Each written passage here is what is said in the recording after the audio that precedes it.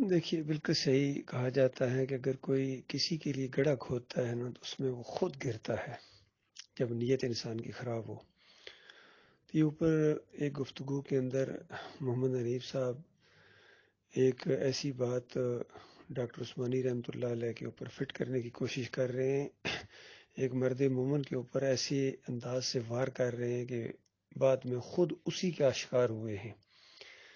کہہ رہے ہیں کہ دیکھو ڈاکٹر عثمانی کی بات چھوڑو، قرآن کیا کہہ رہا ہے؟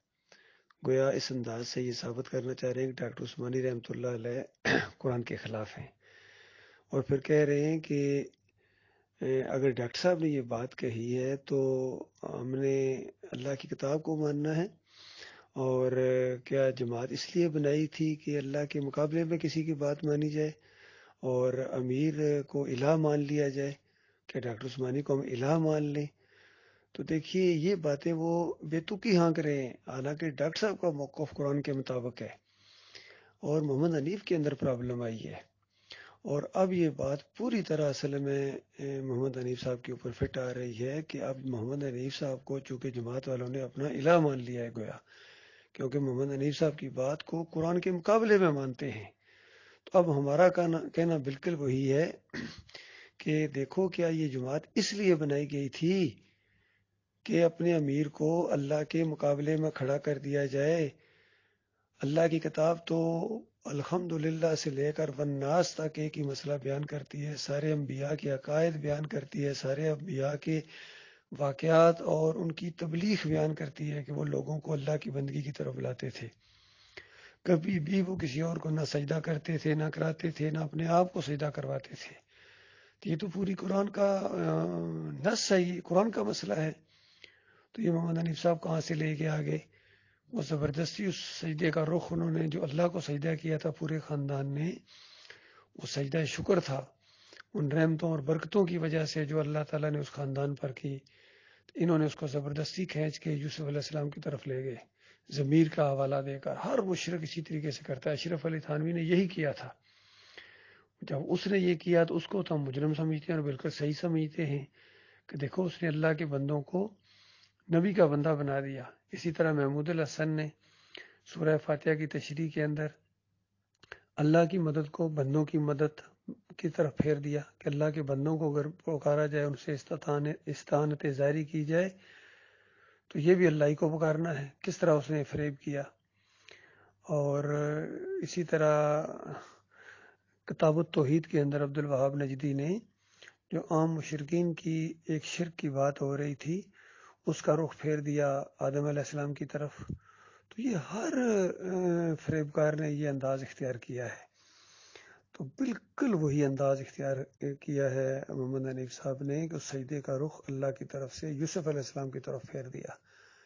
اور پھر اور آگے بڑھے، کہتے ہیں اللہ تعالیٰ نے اپنی ایک صفت جس طرح عیسیٰ علیہ السلام کو دے دی تھی موجزانہ طور پر، دیکھو اللہ نے دی تھی نا، اسی طرح اللہ نے یہ سجدہ کروا دیا۔ دیکھیں ایک کفر کو ثابت کرنے کے لیے دوسرا کفر پکڑے ہیں۔ پھر کہتے ہیں کہ اللہ تعالیٰ اپنی جب چاہے جس کو چاہے صفت دے دے، آپ اندازہ لگائیے۔ کہتے ہیں ایک جھوٹ کو چھپانے کے لیے 100 جھوٹ بھی بولو گے نا تب بھی وہ نہیں چھپے گا۔ اسی طرح ایک شرک کو ثابت کرنے کے لیے 100 شرک بھی اور کریں گے نا تب بھی وہ شرک ہی رہے گا، وہ کبھی توحید نہیں بن سکتی ہے، اللہ کی وحدانیت نہیں بن سکتی ہے۔ تو یہ معاملہ ہو گیا ہے آج پوری طرح ان جماعت والوں نے، توحید ٹرسٹ والوں نے محمد حنیف کو اللہ کے مقابلے میں کھڑا کر دیا، اور وہ بھی ڈٹ کے کھڑا ہو گیا ہے۔ وہ سمجھتا ہے کہ اس طرح اس کی بات بن جائے گی، جب میں ڈٹ جاؤں گا تو پھر ظاہری بات ہے اللہ تعالیٰ اپنا فیصلہ بدلی کر دے گا۔ بالکل ابلیس نے یہی کیا تھا، ڈٹ گیا تھا وہ بھی کہ میں ثابت کروں گا۔ وہ ثابت تو کیا کرے گا؟ اگر ان انسانوں میں سے ایک بھی اللہ کی بندگی نہ کرتا تو اللہ تعالیٰ سب کو جہنم میں پھینک دیتا اور اللہ کو کوئی پرواہ نہ ہوتی۔ وہ واحد القہار ہے، وہ بے نیاز ذات ہے، وہ اپنا فیصلہ بزور نافذ کرتا ہے۔ تو یہی تو یہ دعوت تھی ڈاکٹر عثمانی رحمۃ اللہ علیہ کی دعوت، تو بنیادی طور پر یہی تھی کہ دیکھو اللہ کے مقابلے میں کسی کی بات کو نہیں ماننا ہے، کسی طرح کا وہ ہو، بڑے سے بڑا ہو، کوئی ناراض ہو، کسی پر چوٹ لگے، کسی بڑے اور چھوٹے کا خیال نہیں کیا جائے گا اللہ کے معاملے میں۔ تو اسی اصول کے تحت محمد حنیف کے اوپر کفر کا فتویٰ لگایا گیا ہے کہ بے شک یہ بڑا ہے جماعت کا، لیکن بڑے کا خیال نہیں کیا جائے گا، اللہ سے بڑا کوئی بھی نہیں ہے۔ تو اللہ کا لاکھ لاکھ شکر ہے کہ جو ڈاکٹر صاحب رحمۃ اللہ علیہ نے ایک اصولی بات بتائی تھی اس کے اوپر پوری طرح عمل کرنے کا ہمیں موقع ملا ہے. اللہ تعالیٰ ہی نے یہ کروایا ہے، یہ اس کا احسان ہوا ہے. اس پر جتنا بھی شکر ادا کیا جائے کم ہے.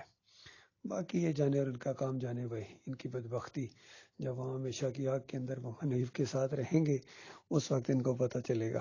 چند دن پہلے ایک فیس بک کے اوپر بھی ایک بڑے پرانے، انتہائی پرانے ساتھی، اب وہ 70-72 سال کی ہے عمر کے ہیں، تو وہ بھی محمد حنیفی کی سپورٹ کر رہے ہیں اور کہہ رہے ہیں دیکھو آپ قرآن میں تعریف کر رہے ہیں، آپ قرآن میں تعریف کر رہے ہیں. میں کہ میں قرآن میں تعریف کر رہا ہوں، یہ محمد حنیف تعریف کر رہے ہیں. اگر اللہ کو سجدہ ماننا یہ قرآن کی تعریف ہے تو پھر ڈاکٹر عثمانی رحمۃ اللہ علیہ کے بارے میں کیا خیال ہے؟ تو وہاں اس کی بالکل لائٹ چلی گئی، بالکل بجھ گیا. یہ ہوتا ہے اصل میں، جو باطل بار ہوتا ہے وہ آگے آ کے ختم ہو جاتا ہے، اس کے اندر وہ جرت ہی نہیں رہتی ہے فتویٰ لگانے کی. تو یہ معاملہ ہوا ان کے ساتھ.